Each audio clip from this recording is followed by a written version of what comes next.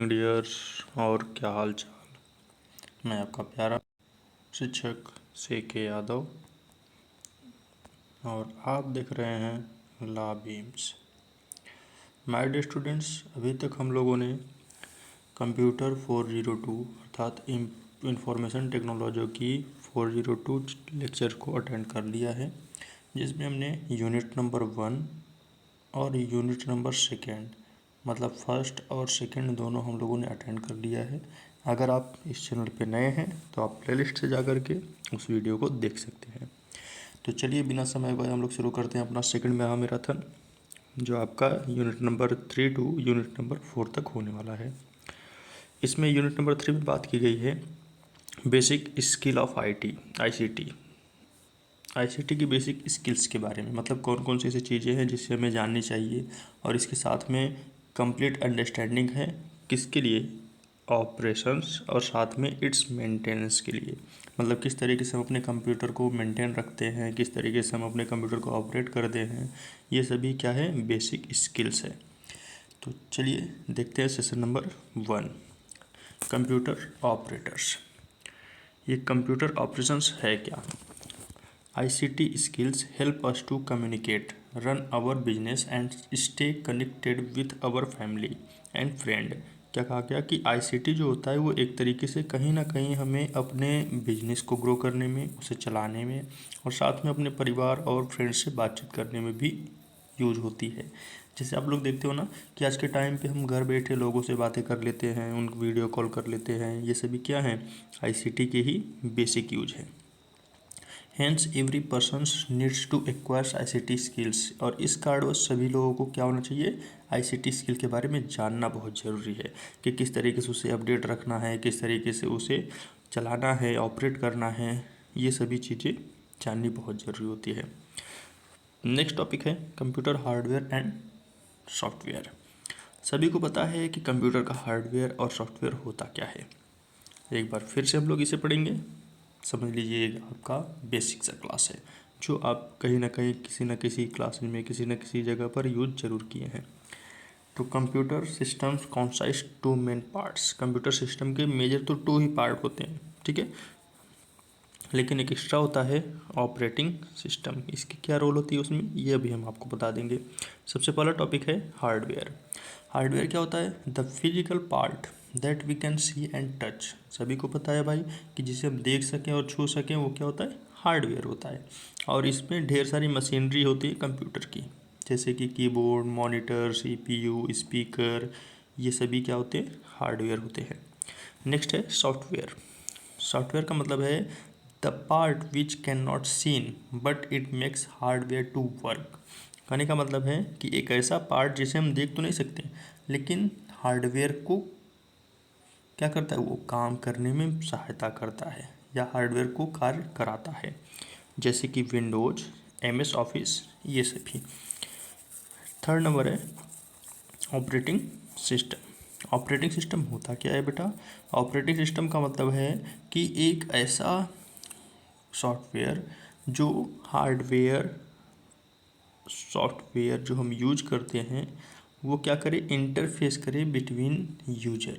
ज़रा समझिए कहना क्या चाहते हैं हम, या ये लेक्चर, ये ऑपरेटिंग सिस्टम कह क्या रहा है। जैसे मान लो एक हमारा कंप्यूटर हो गया, ठीक है, छोटा सा कंप्यूटर है, और इस कंप्यूटर के बगल में ये एक पर्सन है, ठीक है। अब ये जो पर्सन है बेटा, ये पर्सन क्या करे, कम्युनिकेट करे, कहाँ, कंप्यूटर से। तो जब कंप्यूटर से कम्युनिकेट करने जाएगा तो जाहिर सी बात है कि जो ये हार्डवेयर पार्ट है कंप्यूटर का, वो क्या होगा, किसी न किसी ऑपरेटिंग सिस्टम पे चलेगा।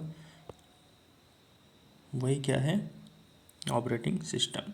ज़रा लेक्चर के रूप में समझिए, या यूँ कहें कि आप डिफाइन के रूप में समझिए। Operating systems is interface between the user and the computer. मतलब कंप्यूटर या डिवाइस जो होते हैं वो यूजर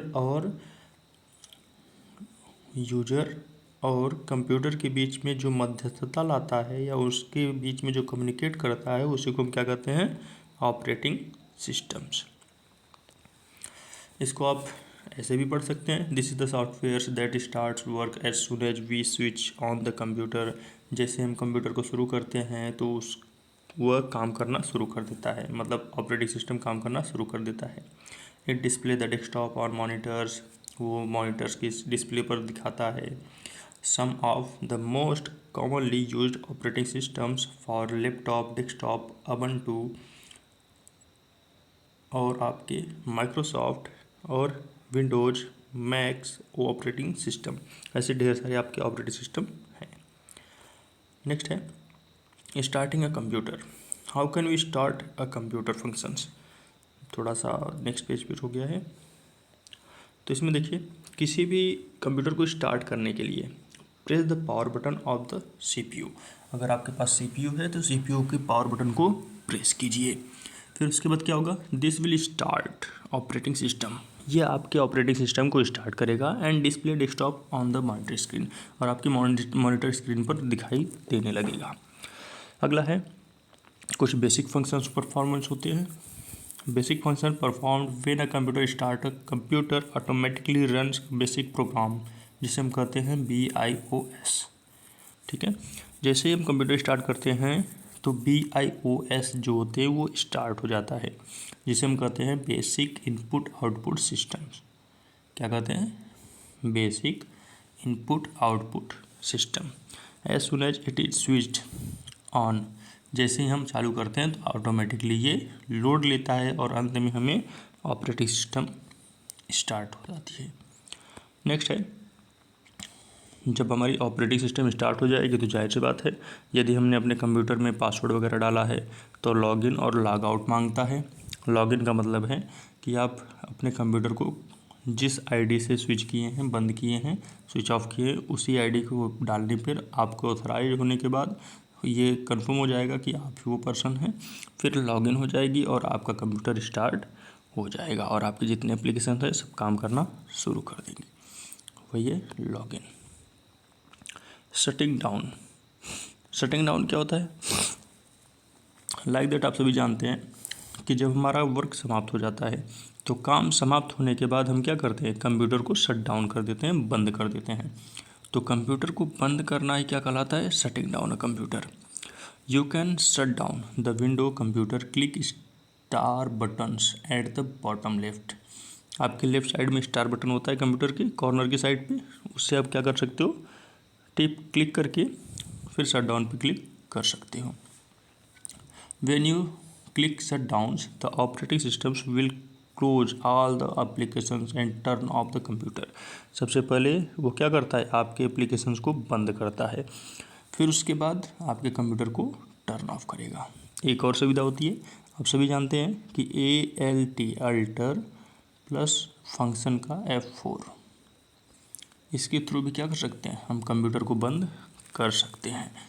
और अगर ऐसे नहीं करना तो आप विंडो बटन देखे हो ना, विंडो बटन जैसे ही प्रेस करोगे तो आपके सामने राइट साइड में आपको शट डाउन का मेन ऑप्शन दिखेगा, शट डाउन। उस पर क्लिक करते ही एंटर करने के बाद आपका क्या हो जाएगा, वह कंप्यूटर शट डाउन हो जाएगा। नेक्स्ट टॉपिक है using the keyboard. Keyboard using कैसे होता है, या पहले ये बताइए कि मेरा आपसे एक क्वेश्चन है कि कीबोर्ड कौन सा डिवाइस है, इनपुट कि आउटपुट, जल्दी इस कमेंट बॉक्स में भेजिए। कीबोर्ड जो होता है, कीबोर्ड एक इनपुट डिवाइस होता है, use of the type text numbers commands into the computer, जो कंप्यूटर में कमांड देने के लिए, नंबर को टाइप करने के लिए, टेक्स्ट को टाइप करने के लिए यूज की जाती है। नेक्स्ट है फंक्शन की। अब कीबोर्ड में कौन कौन से बटन्स होते हैं, इन सबको हम लोग अटेंड कर रहे हैं। फंक्शन की, फर्स्ट फंक्शन की होता क्या है बेटा, आप सभी देखते हो कि कीबोर्ड के सबसे ऊपर साइड में क्या होता है, F1 to F12, उसी को क्या कहते हैं, फंक्शन की, जो क्या होता है, परफॉर्म स्पेसिफिक वर्क के लिए यूज की जाती है। नेक्स्ट है कंट्रोल की। कंट्रोल की, जैसे कि कंट्रोल की में वे सभी की आते हैं, जैसे कि control, shift, space bar, alter, caps lock, tab, ये सभी क्या कहलाते हैं, कंट्रोल की। नेक्स्ट है एंटर की। इंटर की तो सभी लोग जानते हैं, इंटर और री इंटर, रिटर्न। इंटर किसे किसी चीज़ में प्रवेश करने के लिए या फिर उससे बाहर आने के लिए।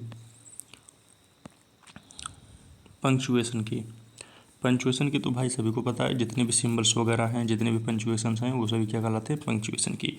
जैसे क्वेश्चन मार्क, कामा, इन्वर्टेड कॉमा, फुल स्टॉप, ये सभी क्या है, पंक्चुएशन की। नेविगेशन की जितने भी एरो की हैं या जितने भी नेविगेट्स करते हैं वो सभी क्या कहलाते हैं, नेविगेशन की। ऑल एरो की, साथ में home, and, page up and page down, ये सभी क्या होते हैं, navigation keys.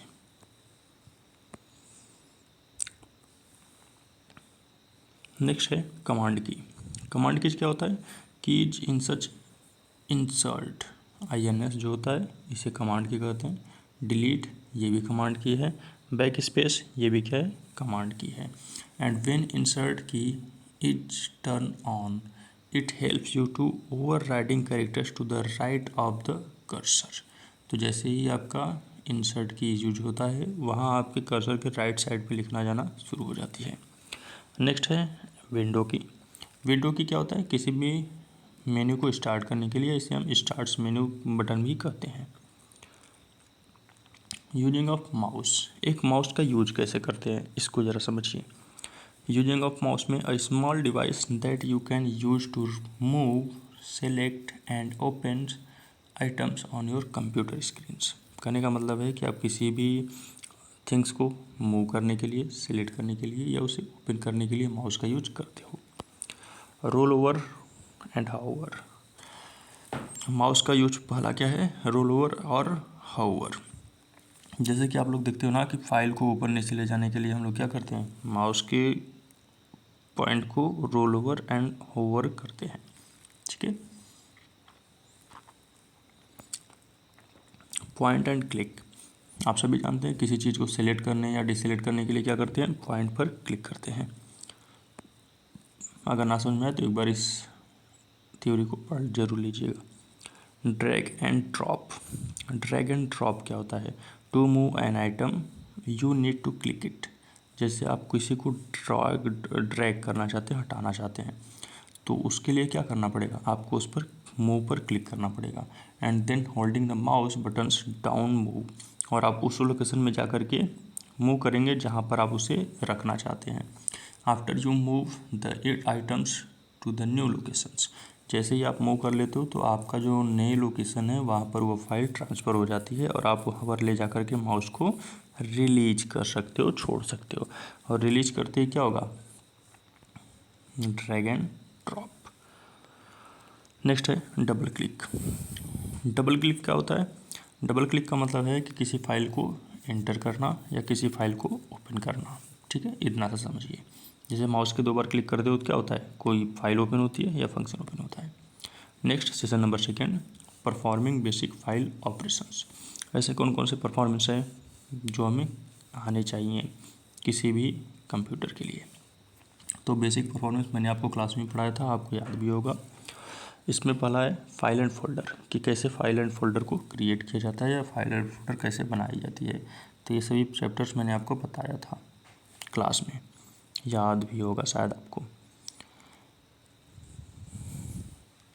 All information storage in A computers is kept in file, जैसे कि जितने भी इन्फॉर्मेशन हम रखना चाहते हैं सब कहाँ रखते हैं, फाइल में ही। Each file is given a file name and has a file name extensions that identifies the file types. Example जैसे टेक्स्ट बनाना चाहते हैं, JPG बनाना चाहते हैं, कि MP3 बनाना चाहते हैं, जिस तरीके की फाइल बनाना है आप वहाँ पर उस फाइल को सिलेक्ट करते हैं। A folder is locations where a group of files can be stored, मतलब फोल्डर क्या होता है, जहाँ पर फाइल को स्टोर किया जाता है उसी को हम फोल्डर कहते हैं। तो फोल्डर और फाइल समझ में आया, फिर समझिए। अच्छा, फाइल एक प्रकार का इन्फॉर्मेशन होता है जहाँ पर हम अपने विभिन्न प्रकार की चीज़ों को रखते हैं, या टेक्स्ट में या तो JPG में या तो MP3 में। और फोल्डर क्या होता है, फोल्डर एक प्रकार का ऐसा लोकेशन होता है जहाँ पर हम ग्रुप ऑफ फाइल्स को रखते हैं, ठीक है। ग्रुप ऑफ फाइल्स क्या होता है, फोल्डर्स, और फाइल क्या होता है, जो किसी हमारे वर्ड को आइडेंटिफाई को, फाइल को, जैसे कि टेक्स्ट, JPG, MP3 को राइट करने के लिए यूज की जाती है। अब इसमें कुछ बेसिक स्ट्रक्चर्स हैं जो आपको आने चाहिए। ये सभी मैंने आपको क्लास में बताया था। Control Z, control Y, control A, control X, control C, control V, control P, control S, इतने आपके चैप्टर्स में भी हैं। महामैराथन होने के कारण मैं इसे बहुत शार्ट में लेकर चल रहा हूँ, ठीक है। बहुत ज़्यादा लेंथी करेंगे तो प्रॉब्लम होगी। जैसे कंट्रोल यू, अंडू। अंडू का मतलब क्या होता है कि जैसे मान लो हमने यहाँ लिखा एक्स, ठीक है, तो एक्स का मतलब क्या है कि हम इसे अंडू कर दें। अंडू मतलब फिर से इसे हटा दें, ठीक है, या पुराने जगह पे चले जाए, उसे कहते हैं अंडू। जैसे देखो यहाँ क्लिक किए, देखो हट रहा है ना, ठीक है। नेक्स्ट है वाई, रीडू। रीडू का मतलब फिर से वापस लाना। कंट्रोल ए, सेलेक्ट ऑल। जब किसी भी चीज़ को सेलेक्ट करना होता है तो कंट्रोल ही करते हैं। जैसे मान लो हमें पूरी फंक्शन को सिलेक्ट करनी है यहाँ से यहाँ तक, तो इसके लिए क्या किया जाता है, control A. Control X, control x का मतलब होता है कट। कट का मतलब ख़त्म कर देना, काट देना, वहाँ से हटा देना। सी का मतलब होता है कॉपी। कॉपी करने से क्या होगा, बस क्लिप बोर्ड पर कॉपी होगी, इतना याद रखना। जब भी आप कॉपी करोगे तो कहाँ कॉपी होगी, क्लिप बोर्ड पे, ना कि आपके फाइल में। उस कॉपी की हुई फाइल को देखना है तो हमें क्या करना पड़ता है, कंट्रोल प्लस भी, जिसे हम कहते हैं पेस्ट, ठीक है। ये में क्या करता है, कॉपी की हुई फाइल को शो करता है। नेक्स्ट है प्रिंट। प्रिंट का मतलब जैसे हम इसे आउटपुट के रूप में रखना चाहते हैं तो उसके लिए क्या करते हैं, प्रिंट। Control S, save. जैसे लॉन्ग टाइम पीरियड के लिए हमें ये फाइल चाहिए तो उसके लिए हम लोग क्या करते हैं, सेव करते हैं। तो समझ में आया सब चीज़ें।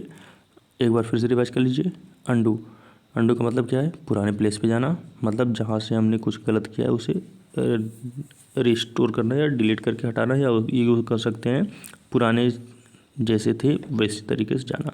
और कंट्रोल वाई, रीडू। रीडू का मतलब है कि जो भी चीज़ें डिलीट की हुई हैं बाय द मिस्टेक उसे फिर से वापस लाना।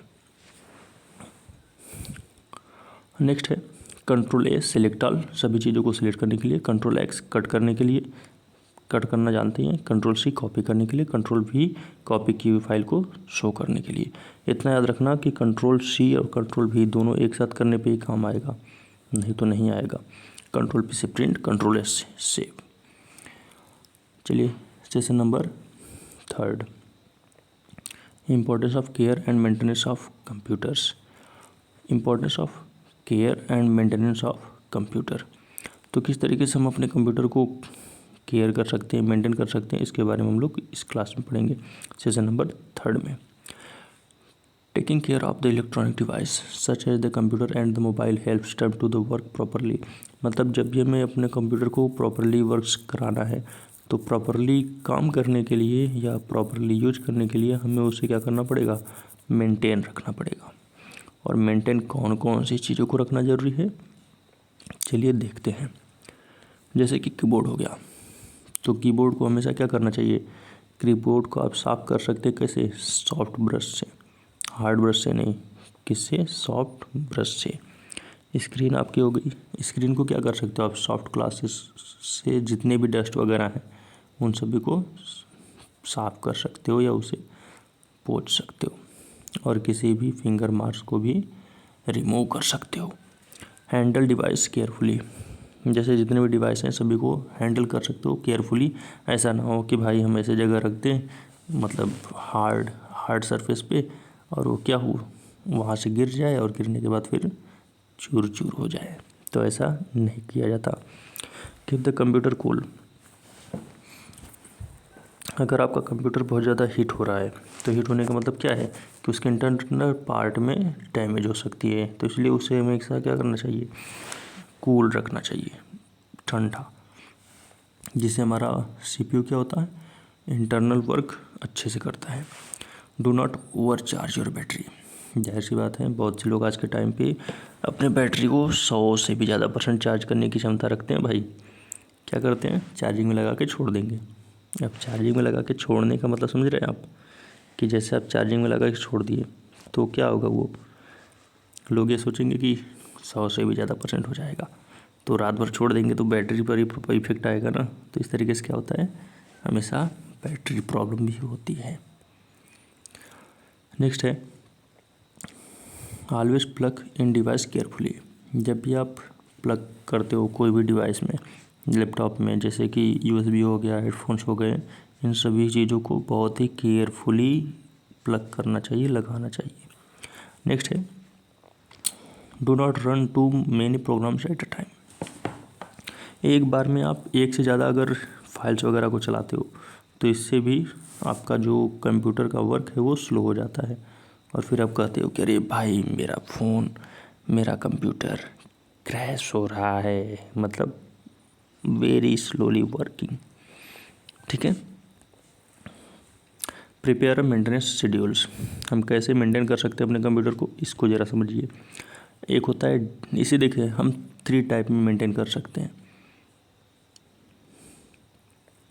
DWM,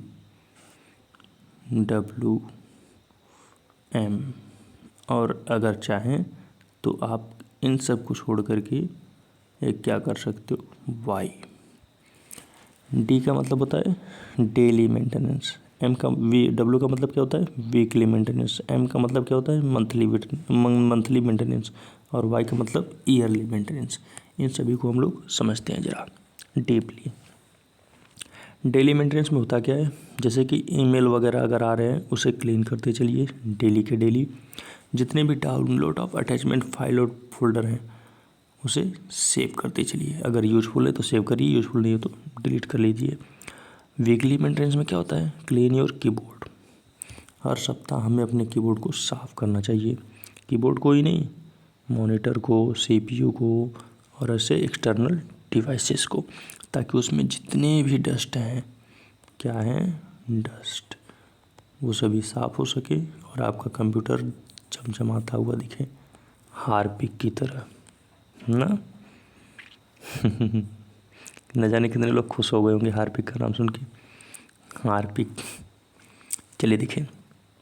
मंथली मेंटेनेंस होता क्या है, transfer photographs and the computers and delete from devices drive. जितने भी ट्रांसफ़र आपने किए हैं, जैसे फ़ोटो हो गया, कंप्यूटर्स में जितने भी आपने फ़ोटो वगैरह लिए हैं, अगर अनयूज्ड है तो उसे डिलीट कर दीजिए। ऑर्गेनाइज फ़ोटोज इनटू फोल्डर और एल्बम। अगर आप कोई भी फ़ोटो वगैरह लेते हैं तो आप प्रयास करिए कि उन सभी फ़ोटो को कहाँ रखिए, एक फोल्डर में। ठीक है। और सेकंड है, नेक्स्ट है क्लीन अप डाउनलोड फोल्डर। जितने भी आप डाउनलोड फोल्डर रखते हैं हिस्ट्री में, उन सभी को डिलीट कर दीजिए, क्योंकि आपके फाइल में रहना चाहिए, फोल्डर में नहीं।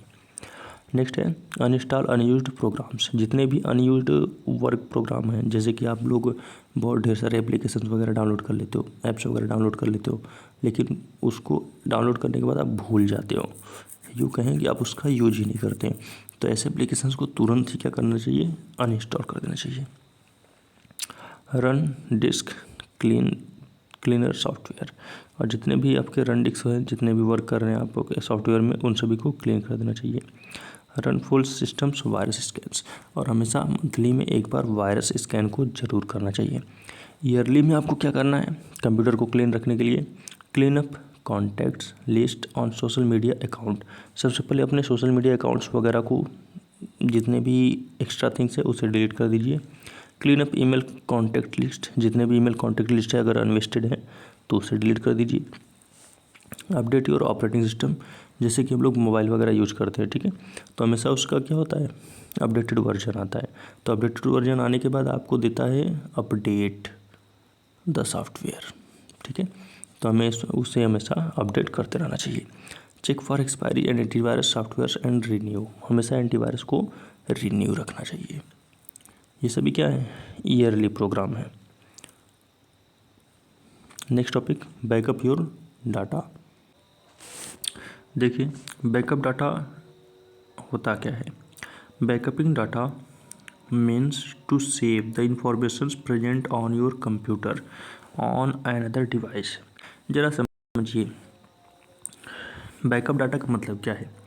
जैसे मान लीजिए हमारे पास कोई फाइल है, ठीक है, और इस फाइल को हम चाहते हैं सेव करना या उसे बैकअप रखना, कि मान लीजिए ये हमारे कंप्यूटर से यदि डिलीट भी हो जाए, क्या हो जाए, हमारे कंप्यूटर से डिलीट भी हो जाए, तो भी ये फाइल हमारे पास पड़ा रहे। तो इसके लिए हम लोग इसे क्या कर सकते हैं, किसी CD डीवीडी या किसी पेन ड्राइव में क्या कर सकते हैं, बैकअप के रूप में रख सकते हैं। इसी को कहा जाता है बैकअप योर डाटा। समझ में आया? ताकि कंप्यूटर वगैरह क्रैश हो सकता है और फिर बाद में कोई मिस्टेक ना हो, उसके लिए बैकअप डाटा रखना चाहिए। Scanning and cleaning viruses.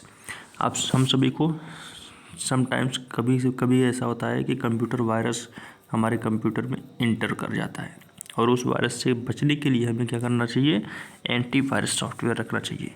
और एंटीवायरस सॉफ्टवेयर क्या करेगा, जो हमारे कंप्यूटर में वायरस इंटर हो रहे हैं, ठीक है, उन सभी को क्रैश करेगा, समाप्त कर देगा और हमारे कंप्यूटर को मेंटेन रखेगा। ये सभी आप लोग अपने से भी पढ़ सकते हैं, कुछ है नहीं इसमें, ठीक है। Removing spam from your computer, जैसे कि स्पैम वगैरह, जितने भी स्पैम हैं। स्पैम होता क्या है पहले ये तो समझिए। Sometimes we get emails from companies, जैसे कि कंपनी से हमें कोई ईमेल आया, ठीक है, who are advertising a product और try to attract you to their websites. जैसे बहुत बार क्या होता है कि कंपनी के थ्रू कोई ईमेल आती है आपको, ठीक है, या मैसेज आता है, और वो आपको अपने सॉफ्टवेयर की तरफ मूव कराते हैं, वेबसाइट की तरफ मूव कराते हैं, और आप उससे इंटरेस्टेड होकर के मूव भी हो जाते हो। तो यही सभी क्या है, स्पैम है। मतलब जैसे अनवांटेड फाइल वगैरह हो गए, ईमेल हो गए, वो सभी क्या है, स्पैम है। We should never respond to spam and delete it on regular base. यदि हो सके तो स्पैम को रेगुलर बेस पे डिलीट करिए। अगर रेगुलर नहीं हो पा रहा तो आप 2 डेज 3 डेज के आफ्टर ऑल में डिलीट कर सकते हैं। नेक्स्ट है session number 4, computer security and privacy. Computer में क्या क्या सिक्योरिटी रखनी चाहिए, कौन कौन सी प्राइवेसी थिंग्स रखनी चाहिए, किस तरीके से हमें कंप्यूटर को मेंटेन करके रखना चाहिए, इसके बारे में हम लोग पढ़ेंगे इस सेशन में। थ्रेट ऑफ कंप्यूटर, कंप्यूटर के चोरी होने का क्या क्या भय होता है, जरा इसको समझिएगा। Threat are the ways in which personal informations can be leaked from a computer without our knowledge. जब कभी भी हमारे नॉलेज के बिना कोई हमारे फाइल को, हमारे फंक्शंस को चुरा लेता है, उसी को हम कहते हैं थ्रेट करना। पहला है थेफ्ट। पहली टॉपिक क्या है, थेफ्ट। थेफ्ट मतलब क्या है, चोरी। जैसे कि आप कोई हार्डवेयर सिस्टम वगैरह रखे हो, ठीक है, तो वो उससे क्या करे, हार्डवेयर को ही गायब कर दे, तो क्या होगा, थेफ्ट होगा। दीज आर में भी 3 टाइप्स। थेफ्ट 3 तरीके के हो सकते हैं, कौन कौन से, जरा समझिएगा। चोरी 3 तरीके से होती है कंप्यूटर में भाई। पहला है फिजिकल। फिजिकल क्या होता है, वेयर अ पर्सन में स्टील्स योर डेस्कटॉप कंप्यूटर या लैपटॉप। जब कोई आपके डेस्कटॉप कंप्यूटर या लैपटॉप को चोरी करता है तो उसे क्या कहते हैं, फिजिकल थेफ्ट, मतलब फिजिकल चोरी, फिजिकल थेफ्ट, THEFT। नेक्स्ट है आइडेंटिफाई। आइडेंटिफाई मतलब आपका लॉगिन ID, यूजर ID, ये सब चीज़ें चोरी करना। Where a hacker steals your personal information and assumes your identity, मतलब आपका कोई पर्सनल इन्फॉर्मेशन चुरा ले और आपके एसम्स कर लें उस पर्सनल आइडेंटिटी को, एंड फॉल्स आइडेंटिटी बना करके मस्त फर्स्ट क्लास इलीगली एक्टिविटी करे। क्या करे, इलीगली एक्टिविटी, उसी को क्या कहते हैं, आइडेंटिफाई थेफ्ट। नेक्स्ट है सॉफ्टवेयर पायरेसी। अरे आइडेंटिफाई थेफ्ट आप लोग नहीं समझ पा रहे हैं। अरे जैसे आज के समय में क्या होता है कि बहुत से लोग दूसरे नाम का क्या करते हैं, अपनी इंस्टाग्राम ID बनाएंगे और दूसरों को मैसेज करना शुरू कर देंगे। तो क्या है, वो जो नेम है, जो आइडेंटिटी है, अगर किसी दूसरे का आप ले रहे हो तो आइडेंटिटी थेफ्ट ही होगा ना। नेक्स्ट क्या है, सॉफ्टवेयर पायरेसी। सॉफ्टवेयर पायरेसी क्या होता है, जैसे कि जितने भी आपके सॉफ्टवेयर्स हैं उन सभी को चुरा लेना, जैसे कि इसमें डिस्टर्ब करना या अनलाइसेंस या अनऑथोराइज्ड तरीके से कॉपी कर लेना सॉफ्टवेयर प्रोग्राम को, ये क्या होता है, software piracy. Next topic virus. Virus भी कुछ अलग अलग तरीके के होते हैं। मेजर वायरस तो 2 ही होते हैं, वर्म्स और ट्रोजन। वायरस होता क्या है, पहले इसे समझिए। Virus are computer programs that can damage the data and software program और steal the information stores on the computer. Virus एक प्रकार का क्या होता है, प्रोग्राम होता है जो हमारे फाइल और डाटा को चोरी कर सकते हैं या वो हमारी इंफॉर्मेशन को चुरा सकते हैं। कहाँ से, कंप्यूटर से। मेजर टाइप्स जो वायरस होते हैं वो दो ही होते हैं, एक वार्म होता है, एक ट्रोजन होता है। वार्म क्या होता है, वार्म एक प्रकार का ऐसा सॉफ्टवेयर होता है, ऐसा वायरस होता है जो रिप्लिकेट themselves कर देता है और spreads to all files once the information and communication technology skill set even attacked a computer। एक बार यदि वो हमारे ऊपर अटैक करे तो हमारे सभी फाइल्स को क्या कर देगा, स्प्रेड कर देगा, छितर बितर कर देगा, ख़राब कर देगा, और इसे निकालना भी या इसे रिमूव करना भी बहुत ही मुश्किल होता है। नेक्स्ट है ट्रोजन। ट्रोजन क्या होता है, Trojan horse discusses itself. It appears to the useful software program, but once it reaches a computer, it started behaving like a virus and destroying data। कहने का मतलब है ट्रोजन एक प्रकार का ऐसा सॉफ्टवेयर होता है, ऐसा वायरस होता है जो स्टार्टिंग में हमें यूजफुल लगेगा। कैसा लगेगा, यूजफुल, मतलब पहले चलाने में, जैसे नई साइकिल आपने लिया तो नई साइकिल खूब चलाते हो, बहुत मज़ा आता है, लेकिन जब जैसे जैसे वो पुरानी होती जाती है तो क्या होता है, कोई ना कोई प्रॉब्लम होना शुरू हो जाती है सॉफ्टवेयर्स में। तो उसी तरीके से ये ट्रोजन होता है जो स्टार्टिंग में बहुत अच्छा यूजफुल होता है, लेकिन बीच बीच में क्या करता है, धीरे धीरे हमारे फाइल्स को, हमारे डाटा को, इन्फॉर्मेशन को डिस्ट्रॉय करना शुरू कर देता है। अगला है ऑनलाइन प्रेडेटर। ऑनलाइन प्रेडेटर होता क्या है, जैसे कि आज सभी जानते हैं कि आज के टाइम पे ऑनलाइन ट्रैपिंग बहुत ज़्यादा चल रहा है, ठीक है, जैसे कि रिलेशनशिप में या इन एप्रोप्रिएट थिंग में। इसमें क्या होता क्या है, they may be older peoples posing to be your age, bullings you into doing illegal activity online and sometimes face to face. कहने का मतलब है कि कई बार आपके साथ ऑनलाइन धोखाधड़ी होती है, उसे क्या कहते हैं, ऑनलाइन प्रेडिक्टर्स। ऑनलाइन धोखाधड़ी में क्या होता है, सबसे मेन थिंग्स है इंटरनेट स्कैम। इंटरनेट स्कैम क्या होता है, ज़रा इसे समझिए। Sometimes you may receive very attractive offers saying you have von hug money of a lottery. जैसे कि आप लोग जानते हो ना, कई बार क्या बोला जाता है, भाई आपने लॉटरी में इतने रुपए जीत लिए, आपको इतने पैसे मिलेंगे। तो ये सभी क्या होता है, इंटरनेट स्कैम होता है, जो आप अपने फिर बाद में वो क्या बोलेंगे कि आपको ये जो पैसे हैं वो डिपॉजिट हो जाएंगे, लेकिन उसके लिए कंडीशन है। क्या कंडीशन है, कि आपको अपने कार्ड से कुछ रुपए पे करने होंगे।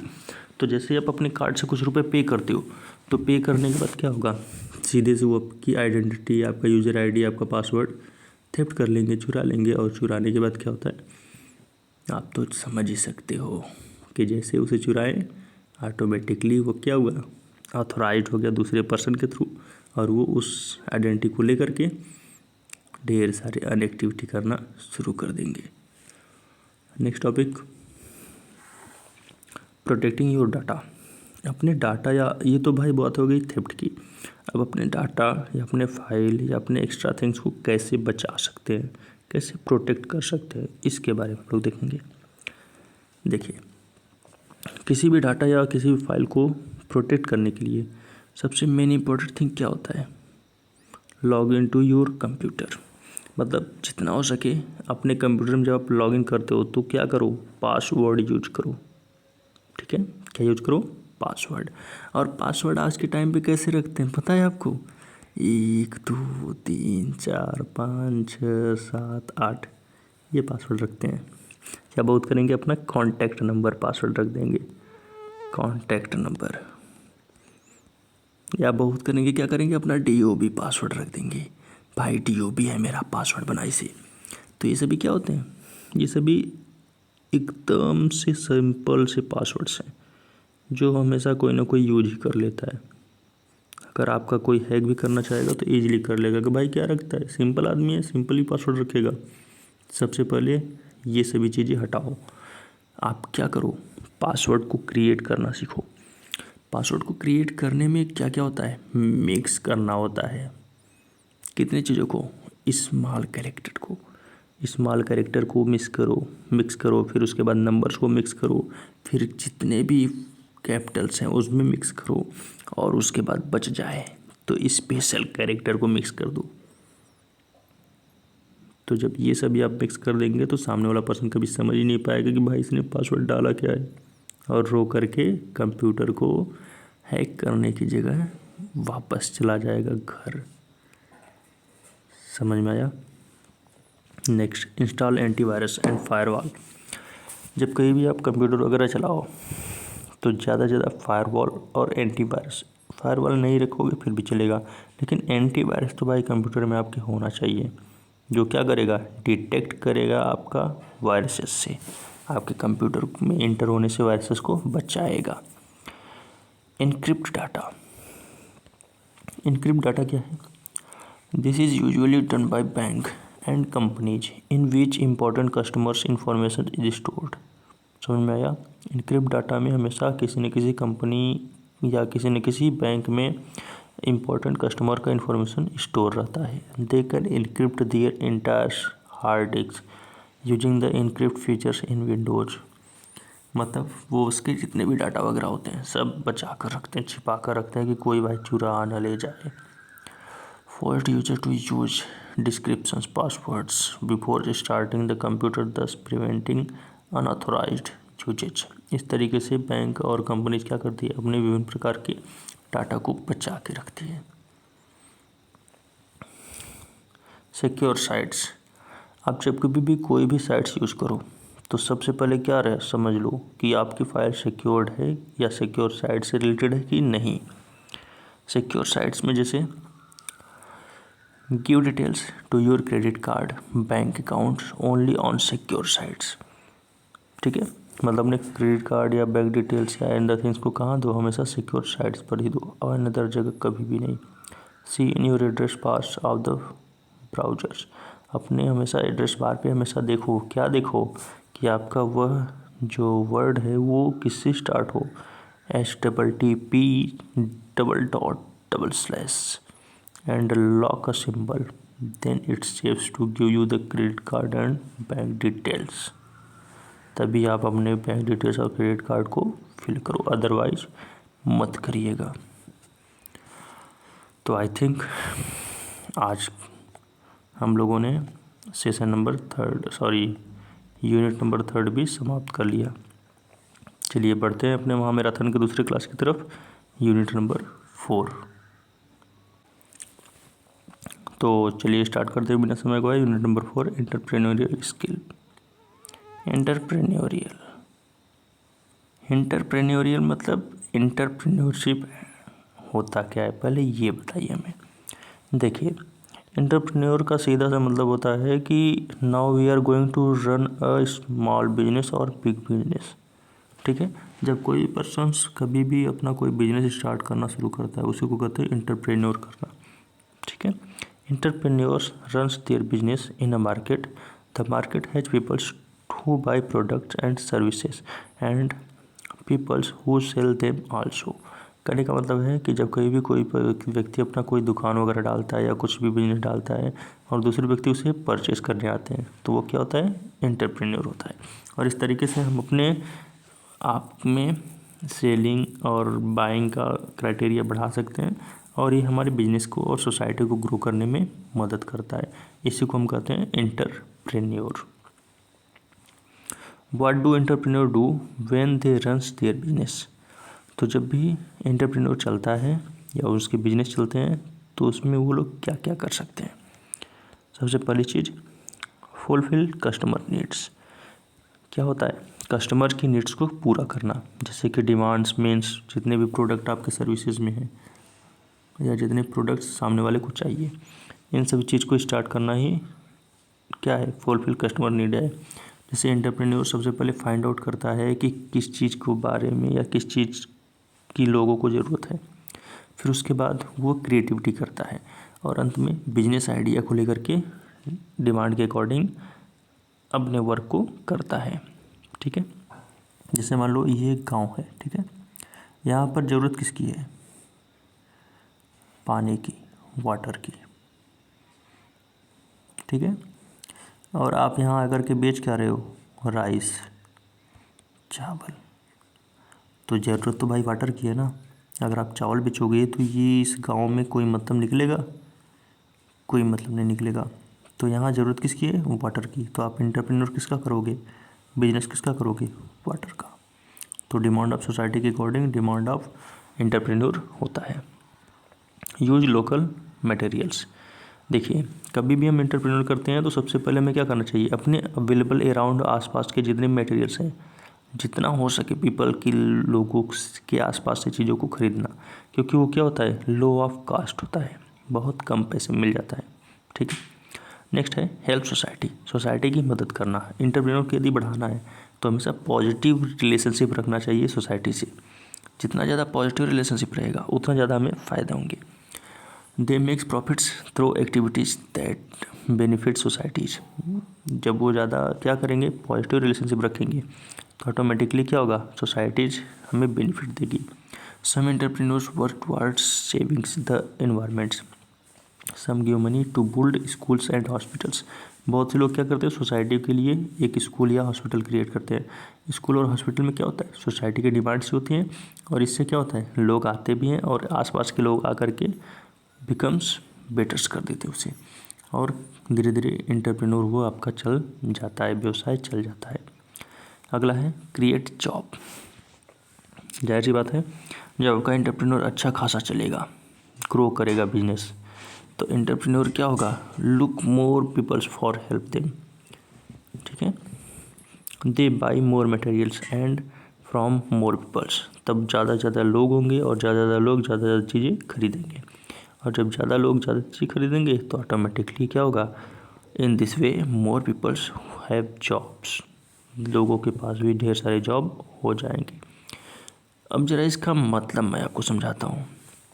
जैसे देखिए, मानिए ए ने एक स्कूल खोला, क्या इसको ओपन किया, स्कूल। अब ये स्कूल खोल दिया, उसके आसपास की जो ज़मीनें थी, ठीक है, इन प्रॉपर्टीज़ को उसने छोटे छोटे शॉप में कन्वर्ट कर दिया। अब जब छोटे छोटे शॉप में कन्वर्ट करेगा तो ए तो भाई इस शॉप को चलाएगा नहीं, वो क्या किया, रेंट पर दे दिया।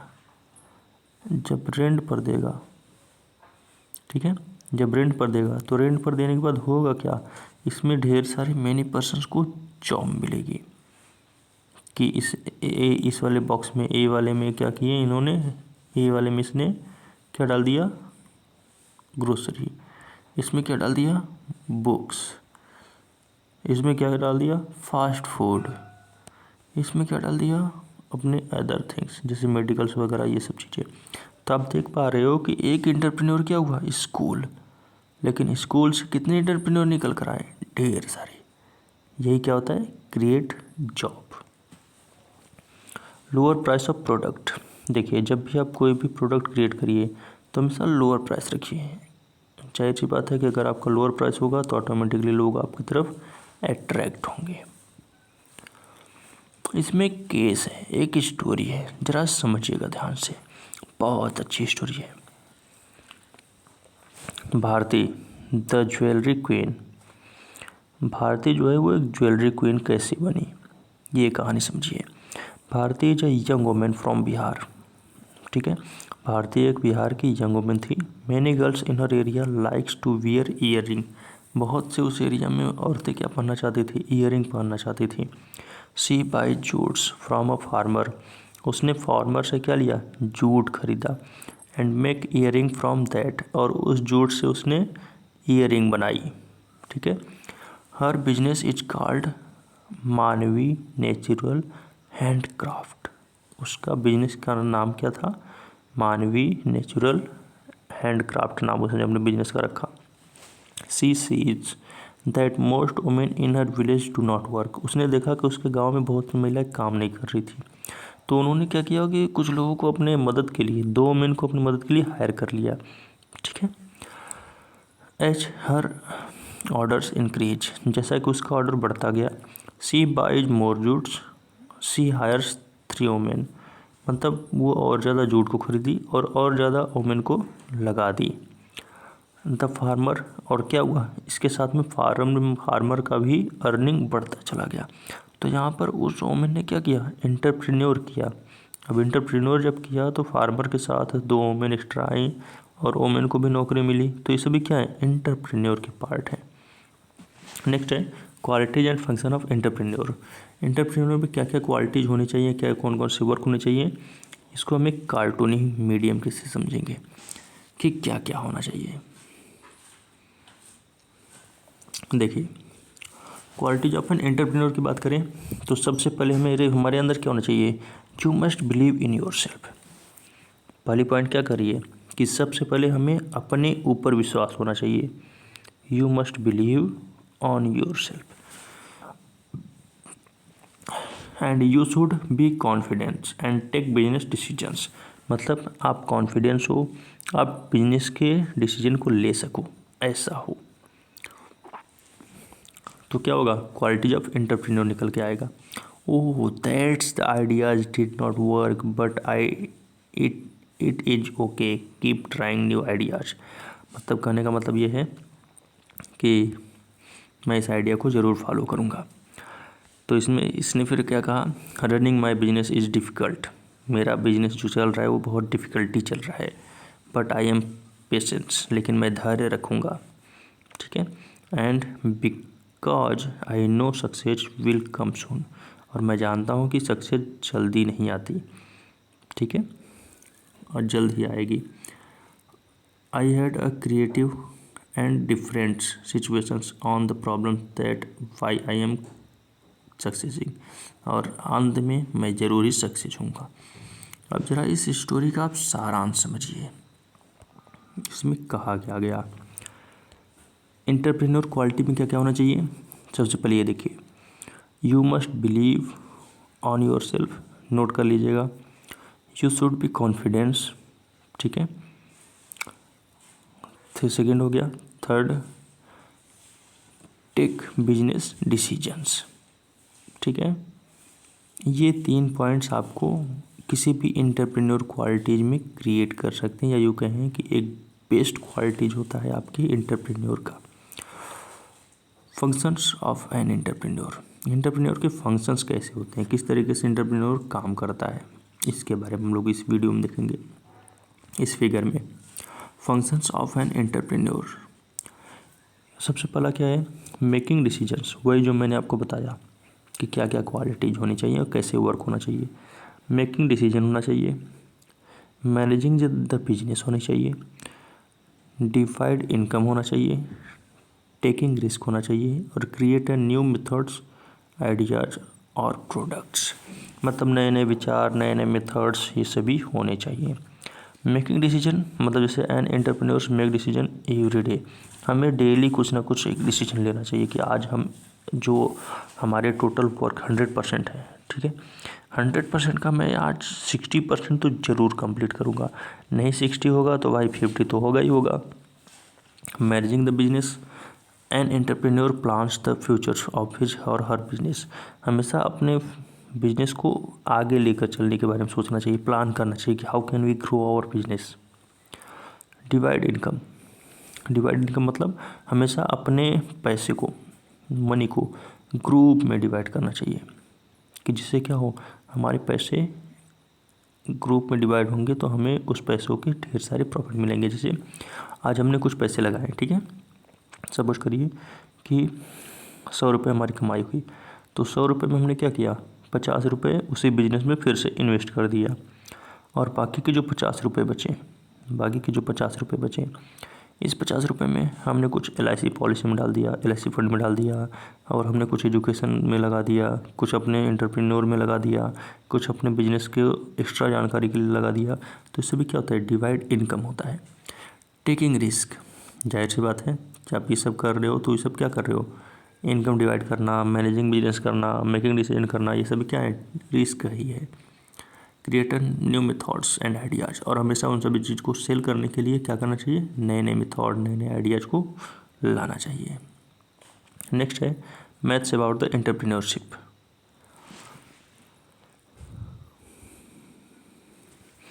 मतलब किस किस चीज़ों से हम लोगों को एंटरप्रेन्योर से बचना चाहिए। मिसकॉन्सेप्शंस, भ्रम। 1 मिनट होल्ड करिएगा जरा।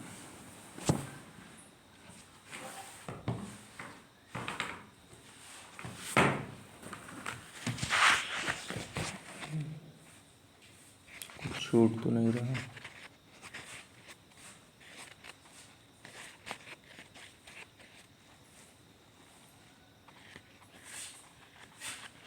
कहाँ गया यार।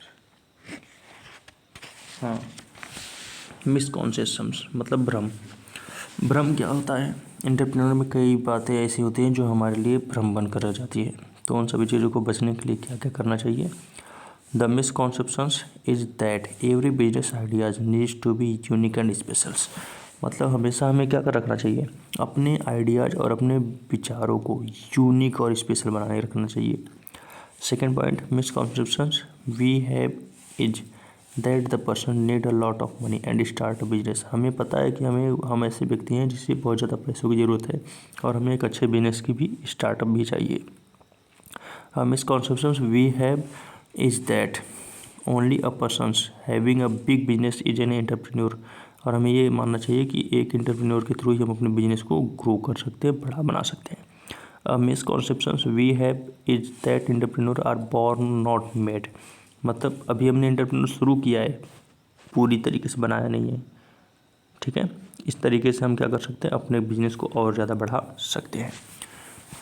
तो आई थिंक ये इस यूनिट का लास्ट सेशन है शायद। हाँ, लास्ट सेशन है, सेशन नंबर 4। ज़रा ध्यान से देखिएगा। सेशन नंबर 4 का आता है entrepreneur as a career options. Entrepreneur किस तरीके से करियर ऑप्शन को लेकर आता है, इसके बारे में समझेंगे। A career is a line of a work that a person takes for life. एक प्रकार का करियर ऑप्शन होता है जो हमारे लाइफ में लेकर आती है। There are 2 ways a person can earn a living. 2 तरीके से आदमी अपने पैसे को कमा सकता है जीवन जीने के लिए, सेल्फ एम्प्लॉयमेंट और वेग एम्प्लॉयमेंट। सेल्फ एम्प्लॉयमेंट और वेग एम्प्लॉयमेंट के बारे में आप लोग पढ़ लीजिएगा। आप सभी जानते हैं सेल्फ एम्प्लॉयमेंट मतलब क्या होता है? खुद को काम देना। खुद को काम देने का मतलब क्या है? बिजनेस स्टार्ट करना, एंटरप्रेन्योर करना। और वेग एम्प्लॉयमेंट मजदूरी करना, जाहिर सी बात है। A person who becomes entrepreneur goes through the career process. This process is as follow. मतलब जब भी हमको अपने करियर को बनाने चलते हैं एंटरप्रेन्योर में, तो वो कुछ इस तरीके से स्टार्ट होता है। क्या? सबसे पहले एंटर करते हैं, मतलब कोई भी एंटरप्रेन्योर में हम लोग स्टार्टअप लेते हैं, स्टार्ट करते हैं। जैसे कि छोटी सी दुकान, छोटे से स्टोर अपने लोकेलिटी में या आसपास। ठीक है, फिर उसके बाद सर्वाइव। सर्वाइव का मतलब है कि हम अपने उस बिजनेस को बचाने के लिए या उसे बढ़ाने के लिए सर्वाइव करते हैं। सर्वाइव करने का मतलब है कि उस मार्केट में एक दूसरे से कॉम्पिटेट करते हैं। कॉम्पिटेट करते हैं, लड़ाई होती है, लड़ाई नहीं होती। कॉम्पिटेट करने का मतलब है कि मोल भाव के मामले में अपने आप को आगे करना या पीछे हटाना। जैसे कि एग्जांपल है, there are many other grocery stores in area. एक एरिया में ढेर सारे ग्रोसरी स्टोर हैं, लेकिन फिर भी वहाँ पर किसी एक संजना नामक स्त्री ने सर्वाइविंग किया एक कंपटीशन वेल तरीके से शॉप डाल करके, और उसने कुछ एक्स्ट्रा एक्सपेंडिंग की ताकि हमारी फ्लोर वगैरह दिखे और सभी लोग अट्रैक्ट हो। नेक्स्ट है ग्रो। जब हम सर्वाइव कर लेते हैं तो हमें ज़्यादा से ज़्यादा अपने एंटरप्रेन्योर को ग्रो करने के बारे में, एक्सपेंडिंग के बारे में सोचना चाहिए कि how can we grow our business. ठीक है, तो एंटरप्रेन्योर के लिए सबसे मेन थिंग्स क्या क्या थी? सबसे पहले enter, surviving, after that grow our business. तो आई थिंक आप सबको ये समझ में आ गया होगा। ये हमारा था यूनिट नंबर 4, एंटरप्रेन्योरियल स्किल। अब चलते हैं हम लोग अपने आज के लास्ट सेशन की तरफ, सॉरी लास्ट यूनिट की तरफ, यूनिट नंबर 5। शुरू करते हैं आज का last session, sorry last unit, unit number 5, green skill. Green skill में सबसे पहला टॉपिक है सोसाइटी एंड इन्वायरमेंट। किस तरीके से हम अपने सोसाइटी और इन्वायरमेंट को सेव रख सकते हैं। इसके बारे में हम लोग इस चैप्टर में अटेंड करेंगे। ज़रा ध्यान से समझिएगा। Over the years with in economics developments there has been an increase in environment pollutions. सभी को पता है कि भाई हमारे इकोनॉमिक डेवलपमेंट के साथ साथ क्या हो रहा है, एनवायरमेंट पोल्यूशन भी बढ़ रहा है। ठीक है, जैसे ढेर सारे क्या होते हैं, उसका मेन कारण क्या है, या यूँ कहें कि जो फॉर एग्जांपल ले लीजिए, with the introduction of high input agriculture area we can grow more foods by using fertilizers and pesticides, hybrid crops. ये सभी चीज़ें यूज करके हम लोग क्या कर रहे हैं, इकोनॉमिक्स तो कमा रहे हैं, लेकिन साथ में कहीं ना कहीं हम अपने इन्वायरमेंट को क्या कर रहे हैं, डिसग्रेडिएट्स कर रहे हैं, ख़राब कर रहे हैं, पॉल्यूट कर रहे हैं, जो हमारे भविष्य के लिए नहीं बचेगा। तो ज़रा हम लोग देखते हैं ये सस्टेनेबल्स डेवलपमेंट है क्या। ज़रा ध्यान से समझना, सस्टेनेबल डेवलपमेंट का सिर्फ सीधा सा मतलब है कि save for our future generations. क्या है, save for our future generations, यही सस्टेनेबल डेवलपमेंट है। Sustainable development is the developments that satisfied the needs of the presents without compromising the capacity of future generations.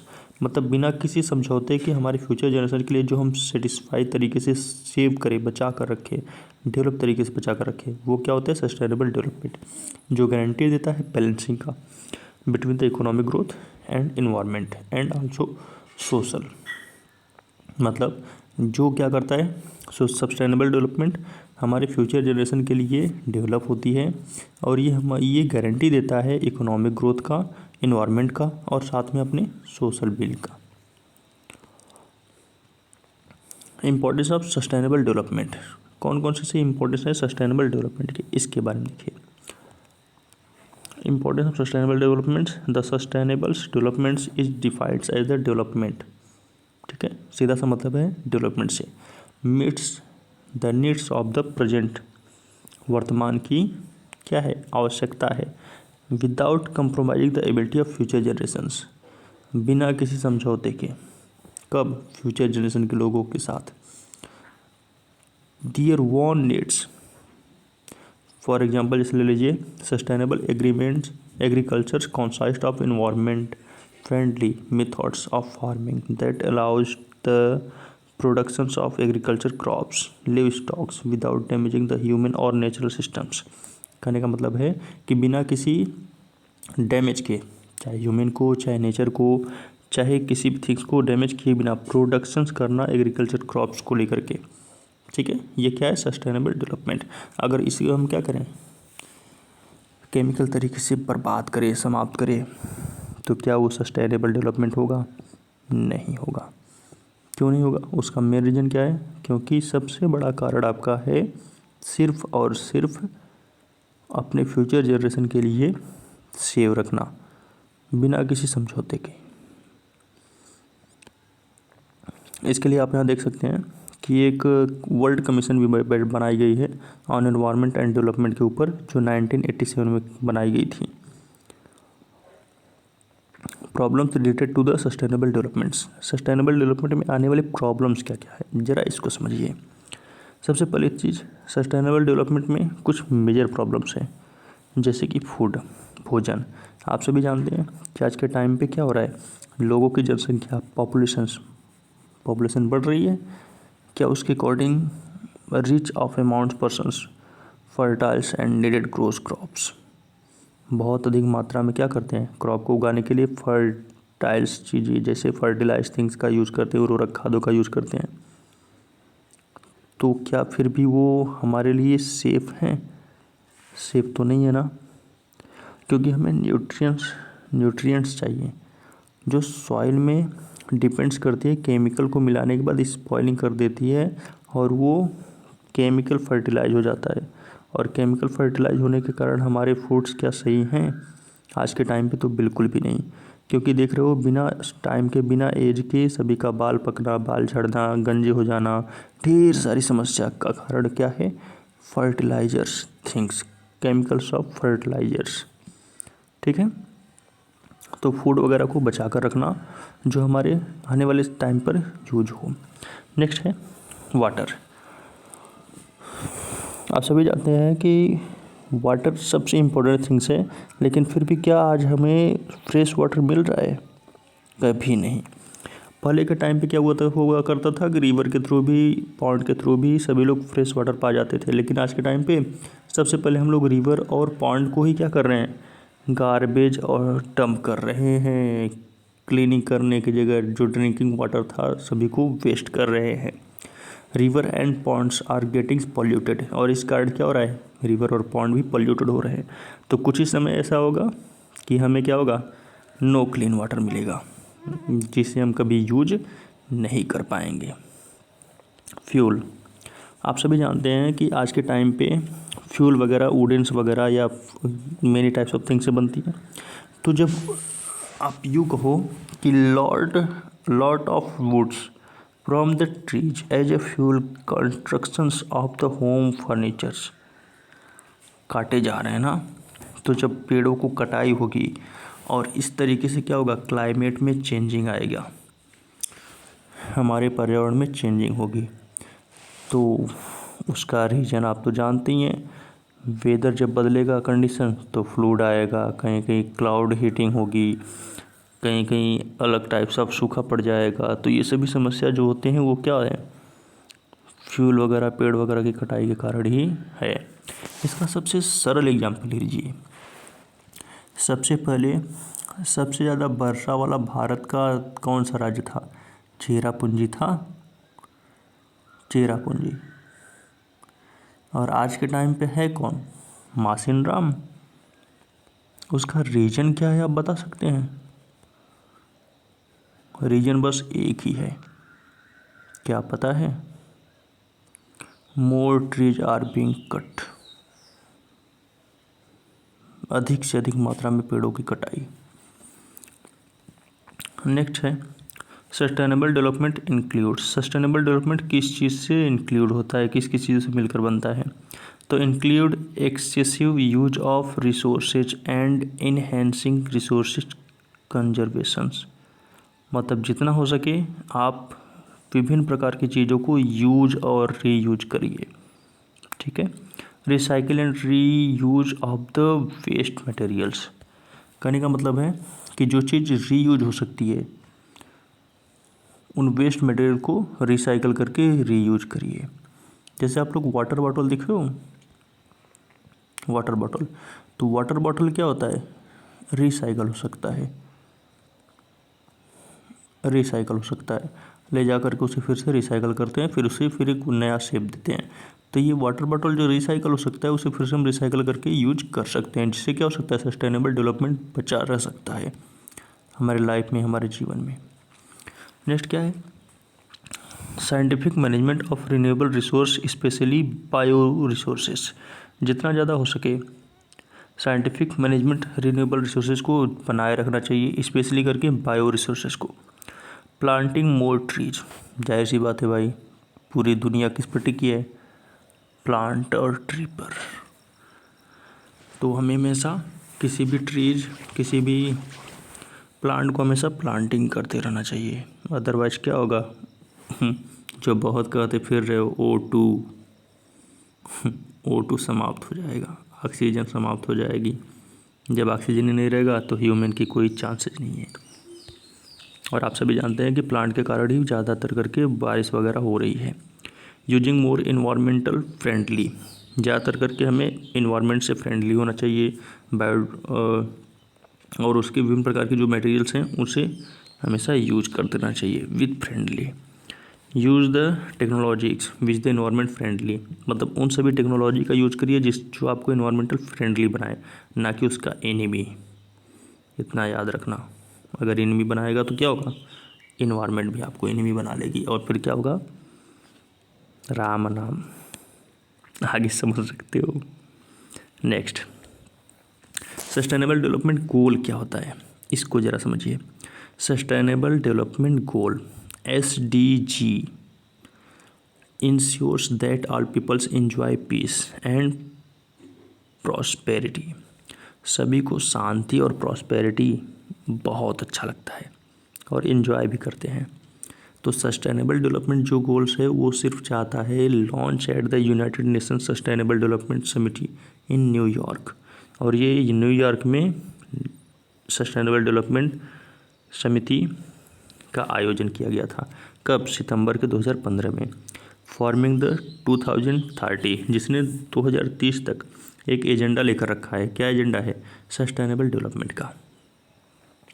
It has set targets that the countries have to should work toward the achieve by 2030, मतलब 2030 तक कुछ ना कुछ ऐसा sustainable development करेंगे जिससे लोगों की नीड भी पूरी हो और सभी चीज़ें बची भी रहे। The 17 Sustainable Development Goals have been made with the aim of take care of important issue facing business, governments and societies। कहने का मतलब है कि जो 17वीं सस्टेनेबल डेवलपमेंट गोल हुई थी उसका सबसे मेन इंपॉर्टेंट इशू क्या था? बिजनेस, गवर्नमेंट और सोसाइटी, इन 3 चीज़ों पर वो काम करना चाहते हैं। और इससे रिलेटेड जैसे पॉवर्टी हो गई, जेंडर हो गया, equality, water, energy, climate changing, biodiversity और इन सब चीज़ों पर भी ध्यान देना था।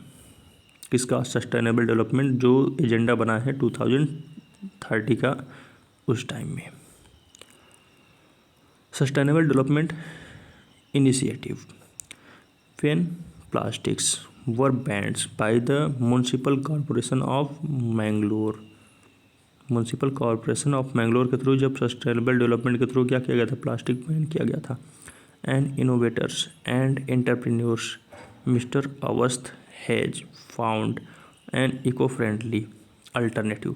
तुरंत ही ये जो महान व्यक्ति थे मिस्टर अवस्थ हैज, जो इको फ्रेंडली थे, ही मेड 100% बायोडिग्रेडेबल बैग। इन्होंने बायोडिग्रेडेबल बैग बनाया 100% तक, मतलब जिसमें कोई भी मतलब प्लास्टिक वगैरह का कोई भी अंश नहीं था। Which can dissolve in hot waters and decompose in naturals, मतलब आसानी से वो नेचुरल में मिल जाता है या यूँ कहें कि समाप्त हो जाता है। This is now being used in many countries, ये बहुत से देशों में यूज होता है। In going help to environment, जो इन्वायरमेंट को बहुत ज़्यादा क्या करता है? यूजफुल बनाता है। जैसे कि अनदर इनोवेशंस हैं, आप सभी जानते हैं, प्लास्टिक का स्पून, फ्रॉक्स एंड नायरा, ये सभी चीज़ें क्या होती हैं? जल्दी हमारे सॉइल में दबकर समाप्त नहीं होती। तो इन सब चीज़ों को फ्रेंडली बनाने के लिए सस्टेनेबल डेवलपमेंट क्रिएट किया गया।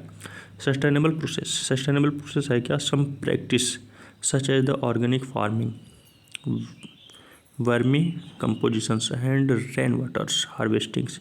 ज़्यादातर करके रेन वाटर हार्वेस्टिंग करना या फार्मिंग कंपोजिंग करना, ये सभी क्या होता है? सस्टेनेबल्स प्रोसेस में आता है। और ये सभी किसके थ्रू होता है? प्रिजर्व द इन्वायरमेंट के हेल्प के कारण। ऑर्गेनिक फार्मिंग करना, आप सभी जानते हैं कि आज के टाइम पे हम लोग फर्टिलाइज फार्मिंग की फूड्स वगैरह को यूज करते हैं, ना कि ऑर्गेनिक फार्म किया। Farmers do not use chemical pesticides and fertilizers, मतलब किसानों को ज़्यादातर करके इन सब केमिकल फर्टिलाइजर थिंग्स से बचना चाहिए ताकि हम ज़्यादा से ज़्यादा ऑर्गेनिक फार्मिंग की तरफ आगे बढ़ें और केमिकल्स को टाटा बाय बाय कर सके। आगे आप लोग पढ़ लीजिएगा, कुछ है नहीं, बस सस्टेनेबल प्रोसेस का मतलब इतना सा है कि जब कहीं भी कोई पर्सन्स अपने टोटली नेचुरल से अटैच हो जाए, वही सस्टेनेबल प्रोसेस है। Session second, our role in sustainables, मतलब सस्टेनेबल्स दीर्घकालीन बने रहने चीज़ों में किस तरीके से हम अपने आप को अपनी भूमिका निभा सकते हैं। Sustainable developments can actually happens only when each one of us works toward it. Sustainable development तभी हो सकता है जब वास्तव में हम सभी लोग एक साथ मिलकर काम करें। We can to be responsible environment citizens, हम सभी इन्वायरमेंट के नागरिक के रूप में रिस्पॉन्सिबल हों, and who can protect the environments through hour one effect, और जो अपने स्वयं के इफेक्ट के थ्रू क्या करें? इन्वायरमेंट को बचा कर रखे, प्रोटेक्ट करें। Here are some basic ways in which peoples can help toward sustainable development goal. Sustainable development goal को बचाने के लिए हमारे पास कुछ नीचे उपाय हैं। क्या क्या उपाय हैं? Quality educations. देखिए, जाहिर सी बात है, अगर क्वालिटी एजुकेशंस होगी तो ऑटोमेटिकली क्या होगा? सस्टेनेबल डेवलपमेंट होगा। किस तरीके से, जरा समझिए। Education is the most important factor for sustainable development. ठीक है, सस्टेनेबल डेवलपमेंट के लिए एजुकेशन मोस्ट इम्पॉर्टेंट थिंग है। Children who have gone to schools will able to job, उन सभी को एबल किसकी होती है? जॉब की। डियर फैमिलीज, नीड भी होता है उनकी। Education help us becomes aware and our roles and responsible citizens. इस तरीके से एजुकेशन क्या करता है? हमारे रोल को बताता है। वी शुड, हमें क्या करना चाहिए? सबसे पहले use the facilities present in our area, उस फैसिलिटीज़ का यूज करना चाहिए जो हमारे एरिया में मौजूद हैं। Take our friend to school, अपने फ्रेंड को स्कूल ले जाना चाहिए जितना ज़्यादा हो सके। हेल्प फ्रेंड स्टडीज़, और अपने मित्रों को पढ़ाई में मदद करनी चाहिए। Stop friends from dropping out of school, और अपने स्कूल से फ्रेंड को बाहर निकलने से रोकना चाहिए।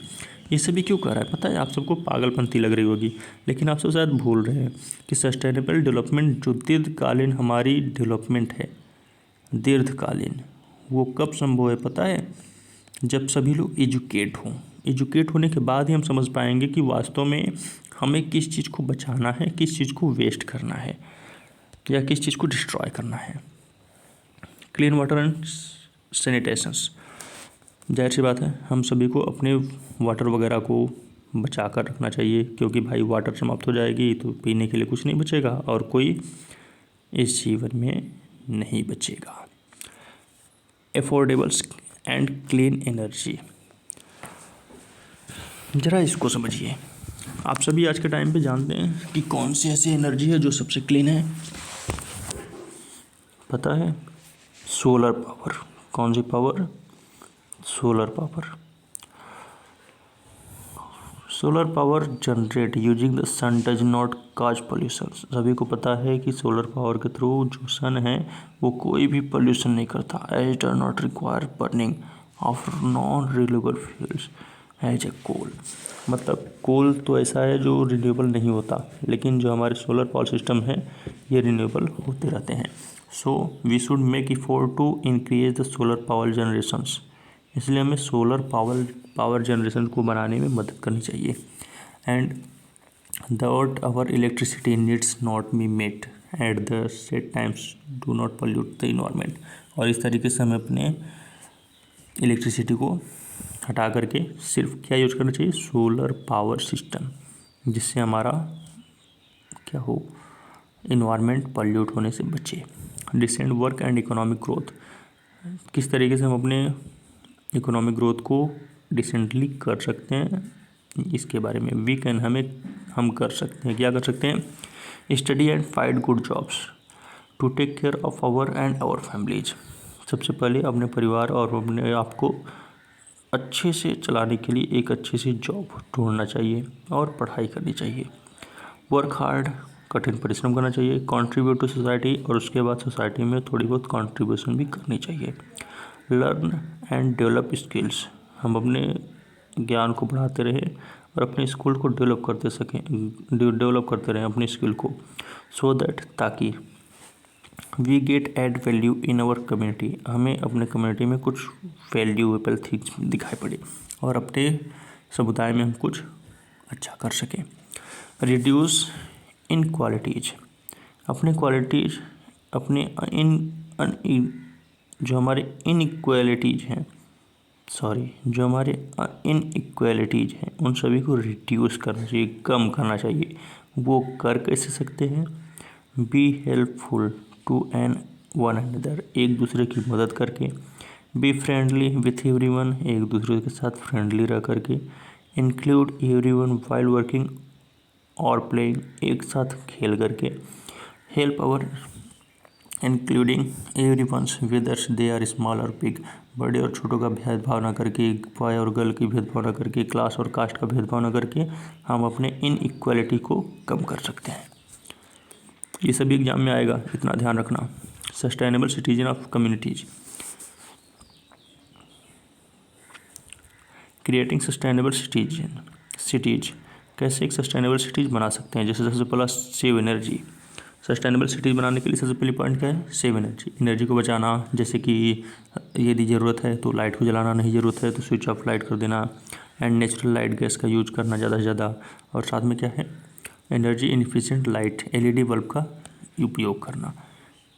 ठीक है। रिस्पॉन्सिबल कंज्यूमर एंड प्रोड्यूसर्स, देखिए किस तरीके से हम रिस्पॉन्सिबल कंज्यूमर एंड प्रोड्यूसर हो सकते हैं।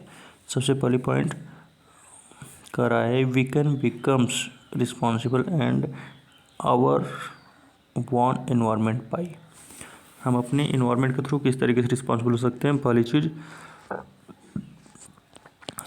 Reuse paper, glass and plastic waters. ठीक है। Taking clothes, bags and markets, carrying fruits the vegetables, ज़्यादातर करके मात्रा में हमें क्या करना चाहिए, बैग वगैरह लेकर ही अपने मार्केट पे जाना चाहिए। Donate things which you have not use, जैसे कि book, furnitures, foods, clothes. Buying and it seasonal fruits and vegetables from the local grocery and repair leak tap and pipes, ताकि वेस्टिंग वाटर को बचा सके। Sort and rates garbage before deposits, protect life below water, कहने का मतलब है कि किस तरीके से अपने लाइफ में पानी को बचा सकते हैं। ठीक है। And protect life on land, और प्रोटेक्ट लाइफ ऑफ लैंड को किस तरीके से बचा सकते हैं। सीधा सा मतलब है कि मिट्टी का जो इरोजन्स होता है, जो कटाई होती है, वो कैसे होता है, पेड़ पौधों के काटने के कारण ही। अगर पेड़ पौधे लगाए जाएँ, कल्टीवेशन कर दी जाए, तो ऑटोमेटिकली मिट्टी की कटाव कभी जल्दी नहीं होगी। अब ज़रा ध्यान से समझना, ये जो ग्रीन स्किल था, ग्रीन स्किल का सीधा सा मतलब है कि how can we save our environment.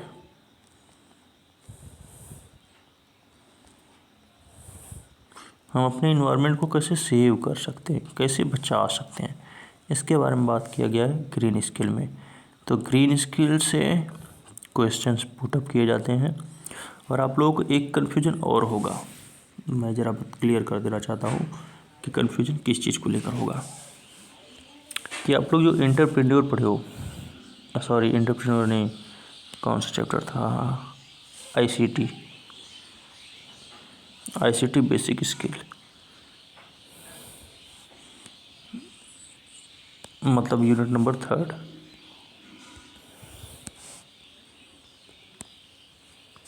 इसको लेकर के आप लोग बहुत कन्फ्यूजन होंगे, क्योंकि उसमें अबंटू वगैरह मैंने पढ़ाया ही नहीं ना। तो अबंटू का मतलब सिर्फ इतना सा है, how can we use a new operating system, हम एक नए ऑपरेटिंग सिस्टम को कैसे यूज कर सकते हैं, बस इसके बारे में बताई गई है। और अबंटू आपके एग्ज़ाम में कभी नहीं पूछता, इतना याद रखना। आपके एग्ज़ाम के बेस पे जो भी चीज़ इंपॉर्टेंट थी सब मैंने आपको प्रोवाइड कर दी है। ये आपकी लेक्चर नंबर 1 थी, पार्ट ए की, पार्ट ए की लेक्चर नंबर 1। कल हम लोग अटेंड करेंगे पार्ट बी, लेक्चर नंबर 2। इसमें आपका जो यूनिट नंबर 3, यूनिट नंबर 1, 2 और 3, ये मोस्ट इम्पॉर्टेंट चैप्टर है। यहाँ से हर साल क्वेश्चन बना है। यहाँ से क्या यूँ कहें कि आपका यूनिट नंबर 3, जो 3rd नंबर यूनिट है, ये मोस्ट इम्पॉर्टेंट है, मोस्ट इम्पॉर्टेंट चैप्टर MIC, ये मोस्ट इम्पॉर्टेंट चैप्टर है। 3rd में से डाटाबेस मैनेजिंग सिस्टम, अर्थात DBMS मैनेजमेंट सिस्टम, DBMS से हर साल क्वेश्चन बने हैं। 3rd चैप्टर में किससे,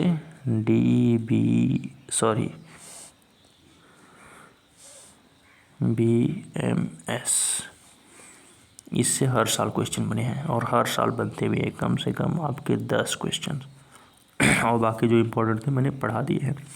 तो आशा करते हैं आपको ये वीडियो बहुत अच्छा लगा होगा, तो इसे ज़्यादा से ज़्यादा लाइक करिए, शेयर करिए और चैनल पे नए हैं तो चैनल को सब्सक्राइब कीजिए। और बाकी का जो पार्ट बी है, पार्ट बी प्रयास करेंगे कि हम आज शाम तक ही लॉन्च कर दें, ठीक है। टिल इवनिंग प्रयास यही रहेगी। अगर इवनिंग में नहीं हुआ तो कल सुबह 8-10 बजे तक, मतलब 8 से 10 बजे तक हम इसे क्लियर कर देंगे, ठीक है। आज के लिए इतना ही। Tata bye bye, have a nice day and start your journey for last exam.